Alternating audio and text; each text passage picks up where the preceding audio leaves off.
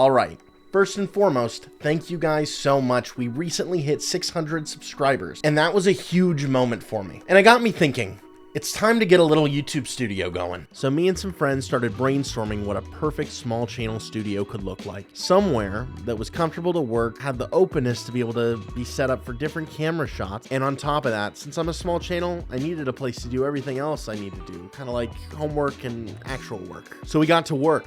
The extra bedroom I had available to be a studio started getting some love. We did this on a budget though. I didn't have the money to spend on much of a massive space overhaul, so we needed to do a lot with a little. After planning through the room organization and layout, we went straight to IKEA. The initial game plan was some nice warm lighting, pegboards, some plants, a bar table, as well as my desk, and on top of that we needed some curtains to darken the room and keep that summer heat out. We took forever on curtains for some reason. I won't point any fingers, but there was some head casing done over the exact curtains/curtain features that were necessary for the studio. We settled on some nice luxurious navy blue curtains that are almost blackout curtains and also keep the heat out. Paired that with a silver curtain rod and some hooks for whenever we want the curtains open. Next up, we wanted to find this bar table. We found the perfect bar table, but unfortunately, it was a bit out of the budget at over $350 on its own. So we ended up walking away, deciding maybe we could find something else on Facebook Marketplace that could replace it. After that, we grabbed some light bulbs and lamps for the mood lighting of the studio. Pegboards and pegboard accessories were pretty easy. Got a handful of everything and moved on. Grabbed a handful of plants along with a shelf to put them on and headed towards checkout. Right before checkout, we ended up checking the used and return section of IKEA because Dee was wanting a new desk and thought we would check it out, see if we found anything, and we ended up finding a pretty fantastic desk for him, but we also found that perfect bar table in the used section for a little over $200 off, even though it was in perfect condition. So we snatched up the desk and the bar table and went straight into the nightmare of deconstructing them and trying to fit everything into my tiny car. Somehow, by tying the trunk down and hiding Dee under a blanket in the back seat, we were able to get everything back to the house. Before bringing up all the gear, I had already had a handful of small shelves set up with collectibles, as well as a drawer next to the desk I'd been using for the last year. I received an email during the setup process though from a company called FlexiSpot. They create the #1 motorized standing desks on Amazon and wanted me to check out their desk and share it with you guys. So my old IKEA countertop desk got replaced by the FlexiSpot standing desk with the bamboo top. I've been wanting to get a standing desk for forever, so this was a match made in heaven. Having the ability to stand and keep working on projects when you're trying to meet deadlines is incredible, and your back and ass will thank you for getting a standing desk. If you are interested in their desks, I've got a link in the description. They do different colors, sizes, and finishes, so there's plenty to choose from. I do think they're worth checking out, and thank you so much to FlexiSpot for sending out the desk. I'll be doing a deeper dive into the desk itself in the next video here. I decided to throw my desk in drawers in the far corner against the wall in order to take up the least amount of space in the room. On top of the desk, I threw a small lamp for the vibes. Next to that, my good friend Morris built a monitor stand for me. It's wonderfully made and is one of my favorite parts of the desk. It holds my studio display up to a more ergonomic height and holds my Stream Deck Plus, which I'm gonna do a video on later. This thing has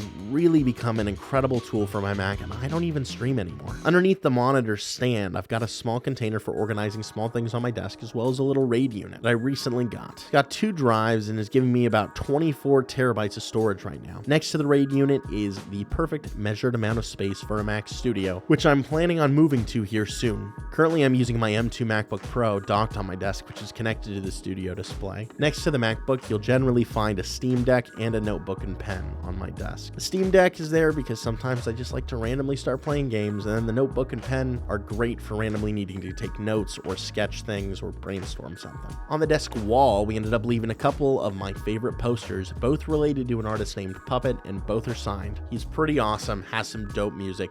Highly recommend checking them out. We also threw up a shelf with the waterfall plants in the corner of the room to give the space a little bit of greenery and hopefully make it feel a little bit more natural inside. Below that, we put a smaller pegboard that is displaying one of my custom keyboards that I made. Along with that, I've got a couple more notebooks and pencils along with batteries. Probably gonna put some other simple things up there like microfiber cloths, but I haven't fully decided yet. Moving on from the primary desk, I've got this bar table set up between the door and the closet. And I'm sorry to everyone who has to look at this closet. I know it's a mess and a bit of a nightmare. It's gonna get cleaned up here soon. I think I need to get some shelves and further organization to make it functional. It's gonna happen, just not right now. The bar table though. I love cinematography and shooting videos, so I end up rigging my cameras a lot and messing with camera gear. A big thing I wanted for the studio was a standing table where I could film standing across from the camera, but I could also easily play with gear and rig cameras and such, without having to lean all the way down to a normal desk height. The bar table is the perfect height for that, and it's got hooks on the end which allows me to keep my camera bag out for quick access whenever I need. Next to the bar table is where we put the big pegboard. This pegboard is for storing all the gear I use semi-frequently. On top of that, we wall mounted a lamp. The lamp has a boom arm allowing me to lower it and point it at whatever I need on the bar table. And all in all, it just makes this area super functional. This 2-table setup works fantastic for my workflow and leaves a lot of open room for me to set up tripods and lights at different angles for video shots. This studio didn't end up costing much money, but it added so much functionality to the space I'm making videos in. It also made the space feel unique and mine, and I think it has a really unique vibe that I'm hoping is able to translate over to these videos. This is my favorite workspace I have ever had to create in, and I'm super excited to use it. Thank you to my friends for working on this space with me. One of my friends has a channel of his own. It's called Let's Make Something. He created that monitor stand and does woodworking videos. So if you'd like to check him out, his link is in the description. And thank you to FlexiSpot for setting out the sit stand desk. There's going to be a video coming out here shortly about that desk. Highly recommend checking it out, as it is pretty awesome. Thank you all for watching. Like and subscribe, and let me know what you think of the studio in the comments.